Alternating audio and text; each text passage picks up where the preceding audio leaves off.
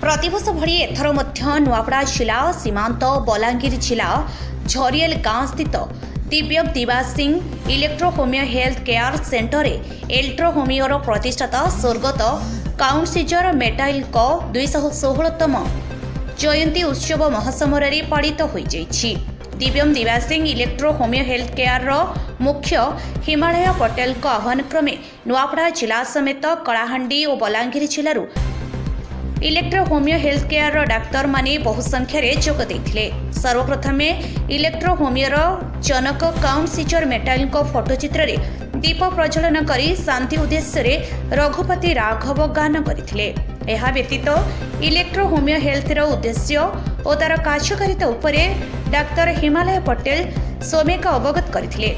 सेही बळी Khariar electro health care doctor Amit Dev Mahapatra आजिर खाद्यपेयर मिश्रण जुगरे दिनकु दिन जो भली मारात्मक रोग मुंड टेकुची तार एक मात्र विकल्प ही इलेक्ट्रो होमियो हेल्थ केयर बोली कहिथिले। सेही भली बलांगीर जिला कुरसुड़ा आसीथिबा इलेक्ट्रो होमियो हेल्थ रो डाक्तर सत्यवान सुना डाक्तर भारत महंत प्रताप पटेल इलेक्ट्रो होमियो उपरे पुंखानुपुंख भावरे उपस्थित लोकंकु बुझाइथिले। एही अवसर में बंगमुंडर पूर्वतन सरपंच जगदीश सुना आईनजीवी लीलामय पटेल और Aliva Patel electro homeo health care चाहिदा किभली बढ़ुची और यही औषध सेवन करने द्वारा बड़ू बड़ बेमार किभली दूर होउची से संपर्क में कहिथिले। शेषे अलिभा पटेल धन्यवाद अर्पण करथिले।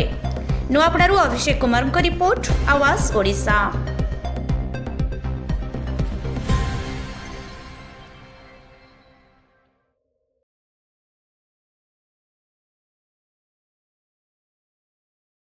डॉक्टर काउंसिजर मीटिंग 216तम वार्षिक उत्सव आईटा आम जनवरी 11 तारीख दिन प्रति वर्ष पालित करूँ। आम electro homeopathy founder of electro homeopathy doctor count Cesare Mattei 216तम वार्षिक उत्सव आम ये दिव्यम दिव्यांग electro homeo health care Jharial आम मनइलु।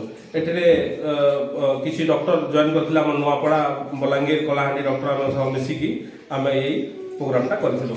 एई प्रोग्रामटा आम एठी सब वर्ष प्रति वर्ष हुए।